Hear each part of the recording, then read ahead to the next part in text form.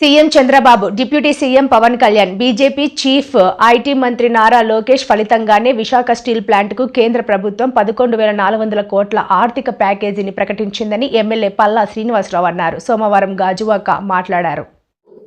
ఇది స్థాపించినప్పుడే 2,250 కిలోమీటర్ల అవతల పెట్టాం. ఇది లాజిస్టిక్ అడ్వాంటేజ్ ఉన్నటువంటి ప్లాంట్. లాజిస్టిక్స్ అంటే ట్రాన్స్పోర్టేషన్ అడ్వాంటేజ్ ఉన్నటువంటి ప్లాంట్. ఇది ఖచ్చితంగా మనం మైన్స్ కావాలన్నారు, మైన్స్ తీసుకొద్దాం, మన ప్రయత్నాలు చేద్దాం. ఇంకా లాభాలను తేడమే మన ధ్యేయంగా. ప్రతి ఒక్క నిర్వాసితుడికి ఉద్యోగం వచ్చే వరకు పోరాటం చేయాల్సినటువంటి అవసరం ఉంది. కనుక మైన్స్ కోసం తీసుకొస్తాం. ఖచ్చితంగా ఆ ప్లాంట్ని ఇంకా లాభాల్లో వచ్చేటట్టుగా చేస్తామని చెప్పి తెలియజేస్తున్నాం. ఇదే కాకుండా ప్లాంట్ కావాల్సినటువంటి ఇంకా ఆర్థిక సాయం, ఎటువంటి ఆర్థిక సాయం కావాలో దాన్ని కూడా అందిస్తాం. ఇంకా మోడరైజేషన్కి ఎలాగెళ్ళాలి, దానికి కావాల్సినటువంటి ఆర్థిక సాయం తీసుకొస్తాం. అలాగే అందుకే చెప్తాను, పదే పదే చెప్పేది, మా బాధ్యత మేము సక్రమంగా నిర్వర్తించాం. మీ బాధ్యత అటు ఎంప్లాయీస్గా ఇటు మేనేజ్మెంట్గా సమిష్టి కృషితో నడిపించాల్సినటువంటి అవసరం ఉంది. నేను ఈ వేదిక మీ ద్వారా ఇక్కడ ఉన్నటువంటి నిర్వాసితులకి, ఎంప్లాయీస్కి, కార్మికులకి, యాజమాన్యంకి, అలాగే సెంటిమెంట్తో ముడేస్తున్నటువంటి ప్రతి ఒక్కరికి, ముడిపడినటువంటి ప్రతి ఒక్కరికి కూడా తెలియజేసేది ఒకటే, ఈ ప్లాంట్ కానీ మీరు 100% రేటెడ్ కెపాసిటీతో కానీ మీరు తీసుకెళ్ళగలిగితే, 2 సంవత్సరాల పాటు మీరు నడిపించగలిగితే, దీన్ని సేల్లో విలీనం చేయడానికి 100% మేము కృషి చేస్తామని చెప్పి ఈ సందర్భంగా తెలియజేస్తున్నాను. ప్లాంట్ కెపాసిటీని మాత్రం మీకు నడిపించాల్సిన బాధ్యత మీ పైన ఉంది. ఇది మన ముందున్న లక్ష్యం.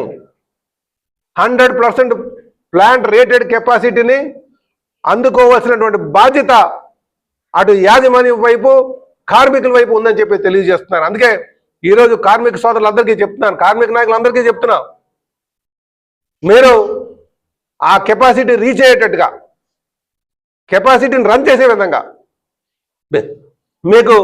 మీరు ముందు ప్రయత్నం చేయండి. వాటికి కావాల్సినటువంటి సహాయ సహకారాలు అందే విధంగా మేము చూసుకుంటామని చెప్పేసి ఈ సందర్భంగా తెలియజేస్తున్నాను. ఇంకో మాట కూడా చెప్తున్నాను, రేపు మీకు ప్రొడక్షన్ తీసారు, అందరూ ప్రొడక్షన్ సేల్ అవ్వలేనటువంటి పరిస్థితి ఉంటే మళ్ళీ స్టేట్ గవర్నమెంట్ ఏ విధంగా తీసుకోవాలో చెప్తాం.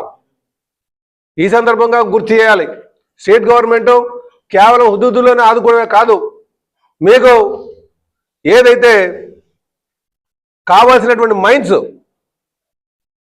ఇదే సందర్భంగా ఇంకోసారి అడుగుతున్నాను, వైసీపీ నాయకులు సమాధానం చెప్పాలి.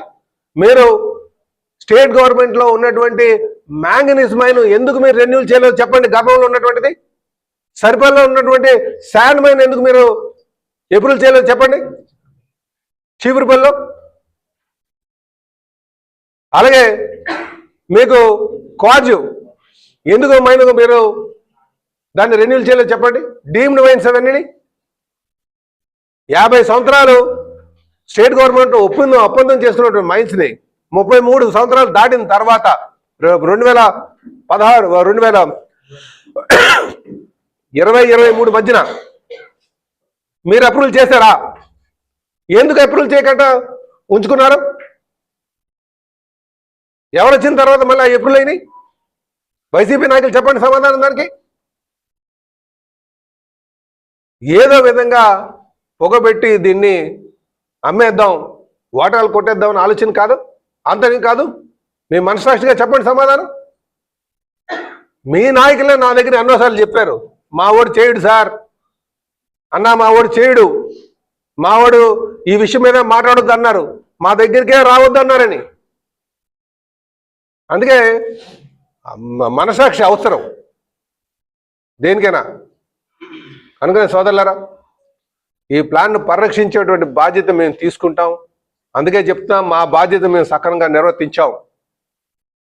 మీ బాధ్యత దీన్ని ముందుకు తీసుకెళ్లాల్సినటువంటిది, ఫుల్ ప్రొడక్షన్ వైపు తీసుకెళ్లేటువంటి బాధ్యత ఇటు కార్మికులు అటు యాజమాన్యం వారు తీసుకోవాలని చెప్పి తెలియజేస్తున్నాను. ఇదిగో ఇంకో విషయం కూడా చెప్తున్నా, లోకేష్ బాబు తెలుగుదేశం పార్టీ జాతీయ ప్రధాన కార్యదర్శి, విద్యాశాఖ మార్చులు ఆయన పాదయాత్ర చేసినప్పుడు ప్లాంట్లోనే మేము టెంట్ వేసాం. ఆ రోజు కార్మికులు అందరూ వచ్చారు. కార్మిక నాయకులు అందరూ వచ్చినప్పుడు ఆ రోజు మాట ఇచ్చారు ఆయన. అదే మాట కట్టుబడి అందరు ఎమ్మెల్యేస్ని, ఉత్తరాంధ్రలో ఉన్నటువంటి ఎమ్మెల్యేస్ అందరితో మాట్లాడారు, జిల్లాలో ఉన్నటువంటి ఎమ్మెల్యేస్ అందరితో మాట్లాడారు, మీటింగ్ పెట్టారు. ఏ విధంగా చేద్దాం, దీని ఏమైనా కొంత ఆర్థిక సహాయం అందిస్తే ఎన్ని రోజులకు వస్తుంది, అది లేదు సేల్లో మర్చేద్దామా, సేల్లో మర్చేస్తే once for all problem solve అయిపోతుంది కదా. విశాఖ ఉక్కు ఆంధ్రలో ఒక్కనే నినాదం ఆ బ్రాండ్ ఏమైనా దెబ్బతింటుందా? ఇలాగ అనుక్షణం గత అడిచిన 6 నెలలుగా మేము ఆలోచిస్తూనే ఉన్నాం. అందుకే చెప్పాను, నేను నా జీవితంలో నేను ఆనందపడింది, జీవితంలో మర్చిపోయినటువంటి రోజు మొన్న ఏదైతే 11,440 కోట్లు అనౌన్స్ చేయడం చెప్పి తెలియజేస్తున్నాను. డబ్బులు అందించిన తర్వాత ఆ రోజు కూడా కార్మికులందరూ కూడా కష్టపడి యాజమాన్యం కార్మికులు సమిష్టి కృషితో లాభాల్లోకి రావడం జరిగింది. రిజర్వ్ క్యాపిటల్ కూడా సుమారు 10,000 కోట్లకి వెళ్ళిపోయింది ఆ రోజు దాంట్లో. మళ్ళీ ఆ స్టేజ్ నుంచి వీళ్ళు ఎక్స్పాన్షన్కి వెళ్ళి 3.3 మిలియన్ టన్స్ నుంచి వాళ్ళు 7.4 మిలియన్ టన్స్కి వెళ్ళాలన్న ఆలోచన, 7.3 మిలియన్ టన్స్కి వెళ్ళాలన్న ఆలోచనతో మరి లోన్స్ తీసుకొచ్చి దాని మీద పెట్టిన తర్వాత మళ్ళీ ఆ ప్లాంట్ని కొంచెం సింక్రైజ్ చేయడంలో, డిపార్ట్మెంట్లు సింక్రైజ్ చేయడంలో కొంచెం ఇబ్బందులు ఎదుర్కొని సిరీస్ ఆఫ్ ఇన్సిడెంట్లు జరిగి హుదూద్ కావచ్చు, స్టీల్ రేట్స్ కావచ్చు, మిస్మేనేజ్మెంట్ కావచ్చు, అది అటు కార్మికులకి మేనేజ్మెంట్కి సమన్వయ లోపం కావచ్చు, ఇలాగ అనేక కారణాలతో మళ్ళీ ఈరోజు లాసుల్లో ఉంటే, లాసుల్లో ఏ స్టేజ్లో ఉందంటే ఎన్డీఏ ప్రభుత్వం అధికారంకి వచ్చిన నాటికి ప్లాంట్ రన్నింగ్ కెపాసిటీ 25% ఉంది.